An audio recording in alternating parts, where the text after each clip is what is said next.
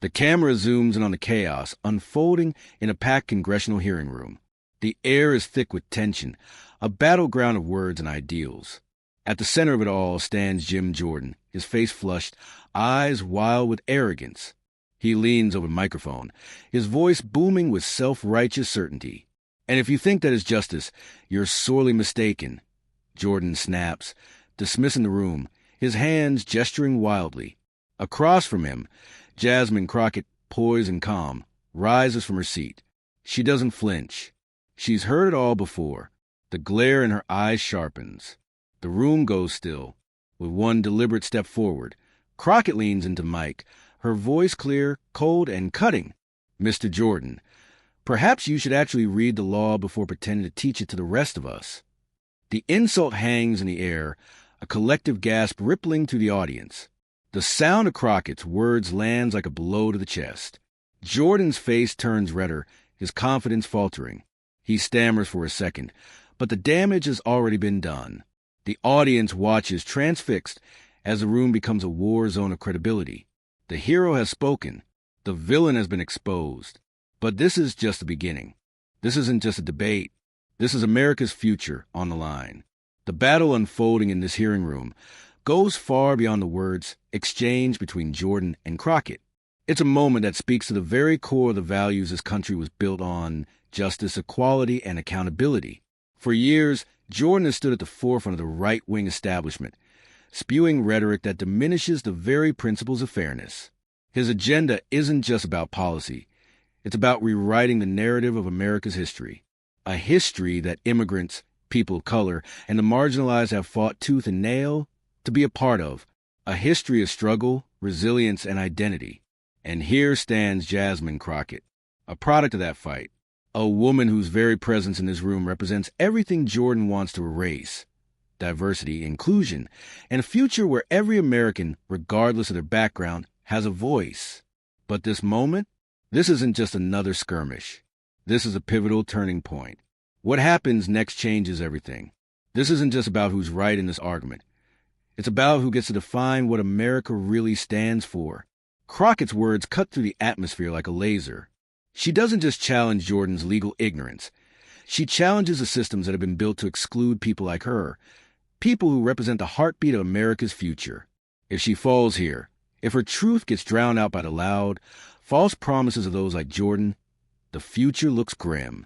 But if she wins, if she proves her point, then the tide begins to shift. It's more than a debate victory. It's a chance to rewrite the story of America's next chapter, a chance to validate the identity and dignity of millions. This moment matters, and the stakes couldn't be higher.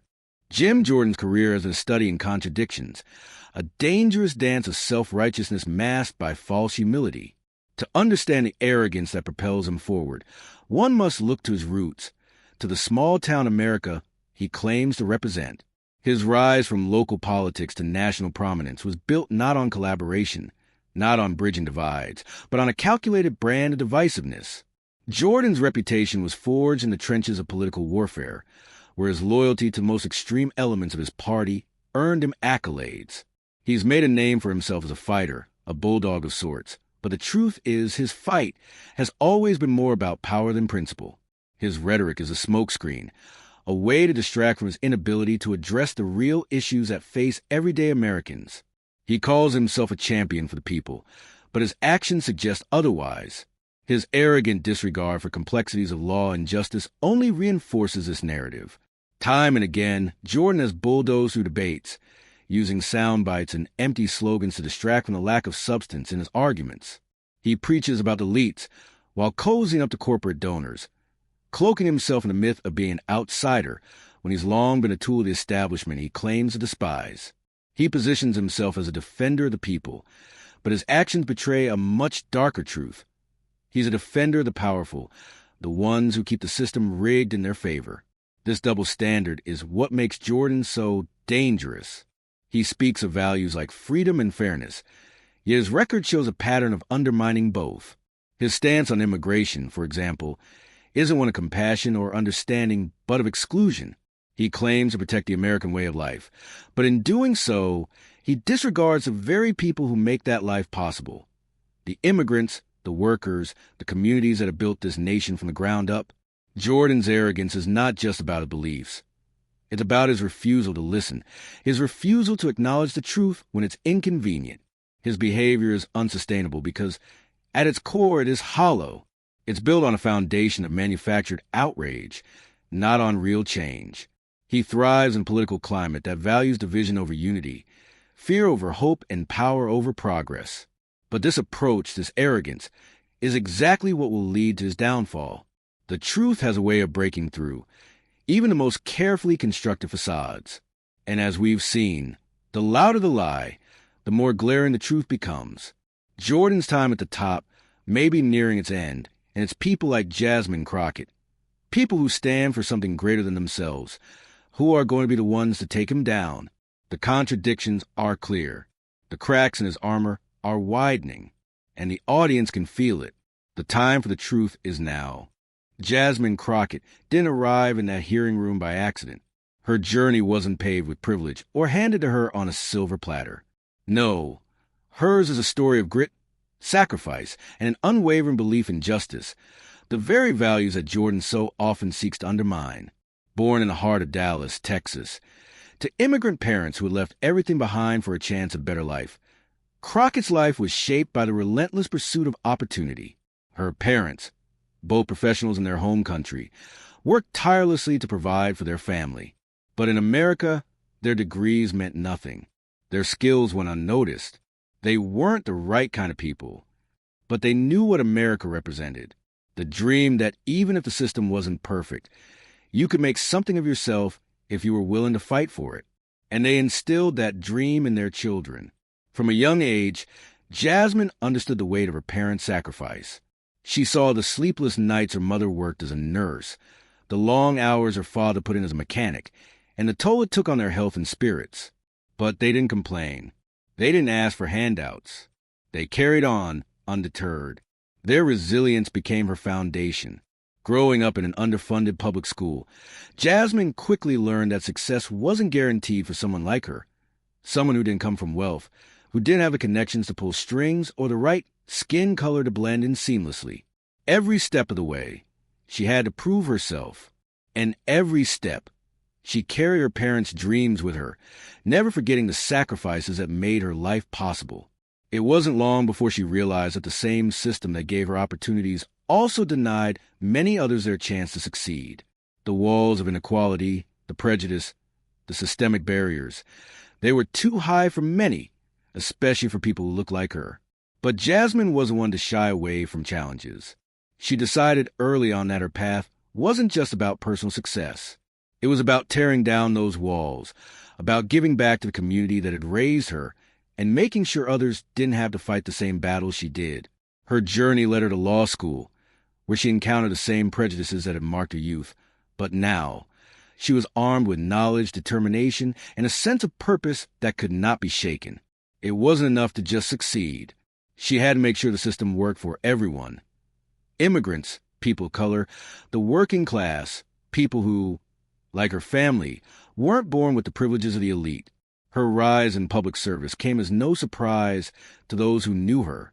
Crockett quickly became a champion for the underrepresented, a fierce advocate for policies that promoted social justice, equality, and access to opportunity for all. She took on the hard cases, the ones others shied away from. She wasn't afraid to stand up to power, whether it was in the courtroom or in the halls of Congress. But what really set Jasmine apart wasn't just her legal expertise or her accomplishments. It was her deep understanding of the struggle. She didn't just talk the talk. She had lived the fight. She knew what it was like to be overlooked, dismissed, and marginalized. She knew the pain of having to prove your worth when the world told you didn't belong. And she was determined to make sure no one else had to feel that way again. As she sat in that hearing room across from Jim Jordan, it wasn't just a battle of legal minds. It was a battle for the heart and soul of America. For Jasmine, it was personal. The values she fought for, the ones she had carried with her entire life, were at risk of being trampled by the arrogance and ignorance of men like Jordan. But she wasn't afraid. This wasn't just her fight. It was the fight of everyone who had ever been told they didn't belong, who had ever been silenced by the powerful, who had ever been excluded by the system. Jasmine Crockett's story isn't just a tale of overcoming obstacles. It's a living testament to the power of resilience, the strength of community, and the unbreakable will to fight for what's right. She's ready, and she's not backing down. The atmosphere in the hearing room is electric, the tension so thick it's almost palpable. The back and forth between Jim Jordan and Jasmine Crockett has grown from tense words to open confrontation. Jordan, his face now a deep shade of red, slams his fist on the desk, trying to reassert control. "You're out of your depth, Miss Crockett," he spits, his voice dripping with condescension. "This is not about identity politics. This is about real law, the kind that holds this country together. You can't just change the rules because they don't fit your narrative." Crockett's expression remains unreadable, a stark contrast to Jordan's fury. She takes a moment, allowing the silence to settle. Her calmness feels like the calm before a storm. Every eye in the room glued to her next move. "You're right, Mr. Jordan," she says coolly, her words sharp but measured. "This isn't about identity politics. It's about human rights, something you seem to have conveniently forgotten in your rush to defend a broken system." Jordan's eyes narrow, the mass of control slipping. He leans into his mic, voice rising. "Oh, so now you want to lecture me on human rights? I think I'm more than qualified to talk about what this country was built on." But Crockett is unshaken. She leans forward, eyes never leaving his, a slight smirk tugging at the corner of her mouth. "What this country was supposed to be built on, Mr. Jordan, is justice for all, not just a privileged few." Jordan's jaw clenches. He's visibly rattled now, his confident facade crumbling with every word she speaks. He starts to stammer, grasping at his talking points, trying to reclaim the upper hand. "Your interpretation of justice is naive," he sneers, his words staccato with anger. "You can't just tear down the institutions of this country for the sake of a few." Crockett's response is swift and calculated. "The institutions that you are defending are built on the backs of the very people you dismiss. You think they'll stand forever? That's the arrogance you mistake for strength, Mr. Jordan." With each word, her calmness becomes her weapon, an unshakable force that dismantles his aggression piece by piece. Jordan, the self-proclaimed champion of American values, finds himself cornered. The villain is rattled. The hero remains resolute. The audience can feel the shift.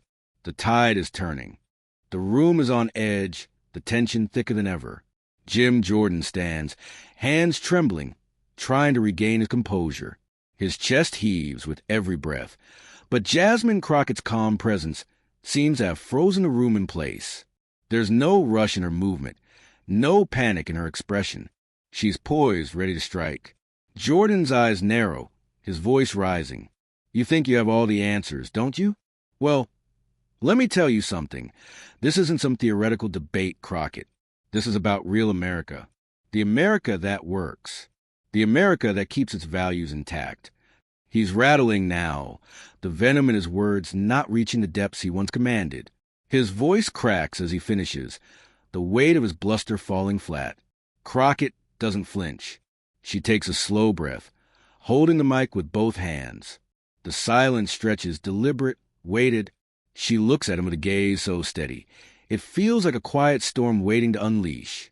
She speaks, her voice measured but powerful, sending a ripple through the crowd. "Mr. Jordan, you've spent your entire career defending a narrative that works for a select few. But I'm here to tell you something. The real America isn't the one you describe.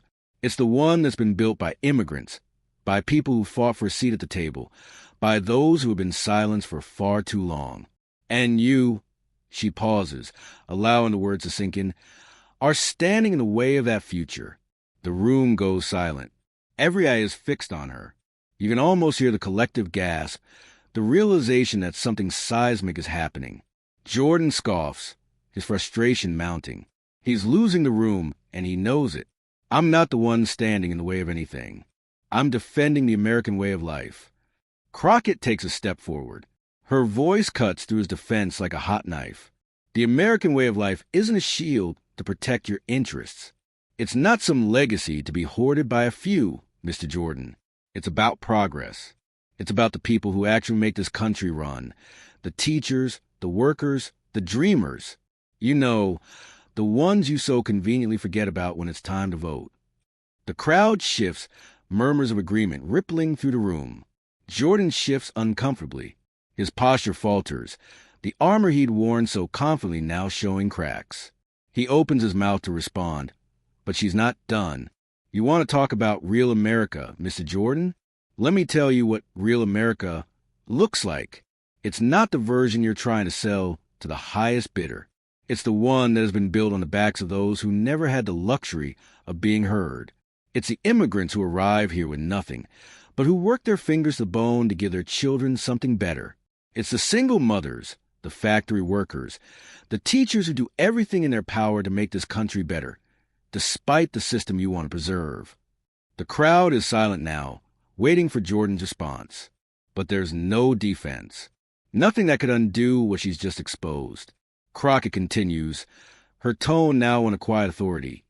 You may think you're protecting something, Mr. Jordan, but all you're protecting is a broken system that leaves too many behind. You're not fighting for America. You're fighting for the status quo. And I'm here to tell you that the status quo is enough. It's time for something better. For everyone. The room erupts. The applause is deafening. People are on their feet, cheering, clapping, many of them wiping away tears. This wasn't just an argument. This was a statement. A challenge to everything Jordan had stood for. A challenge to the very idea of who America truly belongs to. Jordan stands frozen, his face pale, lips pressed tight. He opens his mouth, but nothing comes out. The mic drop moment hangs heavy in the air. Crockett stands tall, victorious. She knows she's just won more than just a debate. She's made a statement that will echo far beyond this room. As the applause continues, Crockett looks out across the crowd, her eyes scanning the room, filled with a quiet resolve. This is just the beginning. Jordan stares back at her, his expression a mixture of disbelief and frustration. The words that once came so easily to him now feel like a distant echo. In the end, his arrogance was his greatest enemy. And Jasmine Crockett? She was the force that finally brought it crashing down. The audience can feel the weight of the moment. The fight has just begun, and Jasmine Crockett is leading the charge. The dust is barely settling in the hearing room, but the shockwaves of Jasmine Crockett's words are already rippling out into the world. The moment she silenced Jim Jordan with that mic drop counterattack, the internet exploded. Social media platforms ignite with fury and celebration. On Twitter, the hashtag Crockett vs. Jordan starts trending within minutes. Thousands of tweets flooding in with reactions, memes, and raw emotion. Screenshots of Crockett's powerful line, "The American way of life isn't a shield to protect your interests," are being shared faster than anyone can process. The memes are merciless. One shows a picture of Jordan's flustered face with a caption, "When you realize your career might just be over." Another Crockett standing tall with the words, "America's future has a voice." The image of her composed, unshaken demeanor is being turned into a symbol of defiance against a broken system. The memes hit hard, but they're not just jokes. They're an uprising, a declaration that the narrative has shifted. Even celebrities weigh in. Pop stars, actors, and activists flood their Instagram feeds with praise for Crockett's courage. Jasmine Crockett is a change we've been waiting for. "A true hero," writes one A-list celebrity, while another posts a video of the moment she delivers the mic drop, captioned, "This is what democracy looks like." Fans are applauding, retweeting, and tagging their friends, sparking conversations at dinner tables in schools and on every corner of the internet. News outlets across the country are abuzz. Commentators and pundits are scrambling to analyze the debate's aftermath. The likes of Rachel Maddow, Anderson Cooper, and Don Lemon are all chiming in, dissecting Crockett's bold stand. Crockett didn't just challenge Jordan. She challenged the entire political establishment, says Maddow. The political elite is shaken. Politicians from both sides of the aisle are publicly voicing support, many even quietly acknowledging that Crockett's courage has moved the needle.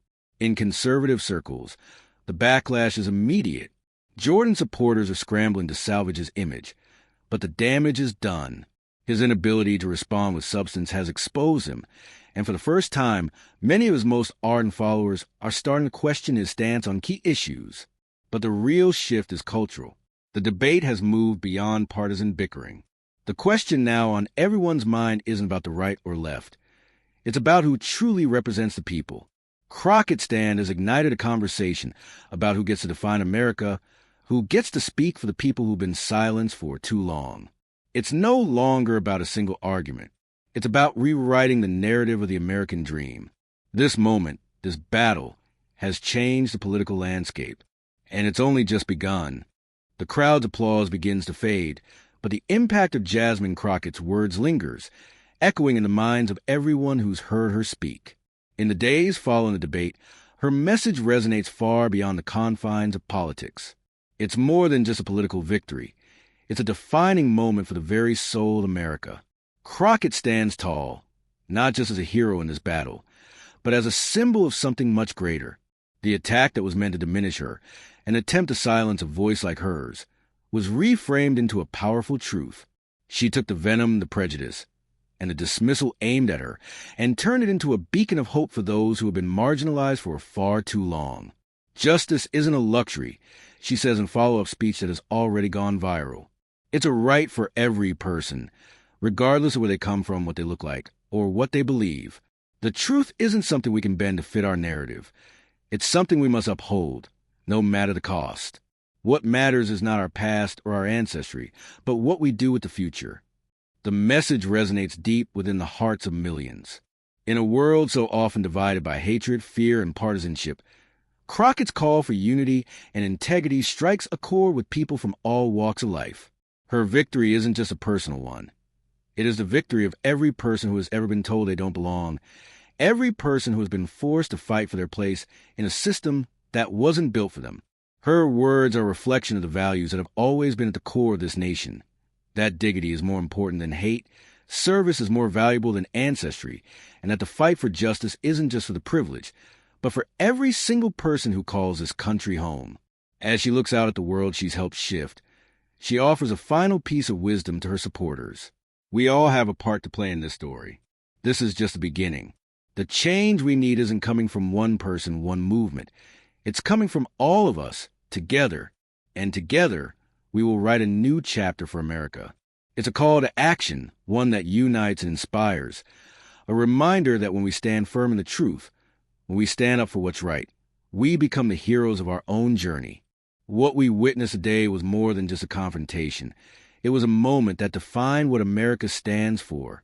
Jim Jordan was silenced by Jasmine Crockett, not just in that room, but in the hearts of millions who know that dignity, truth, and justice will always triumph over hate and power. This is the America we are fighting for, one where every voice matters, where everyone, regardless of background, race, or belief, has a seat at the table. Jasmine Crockett's victory isn't just a personal triumph.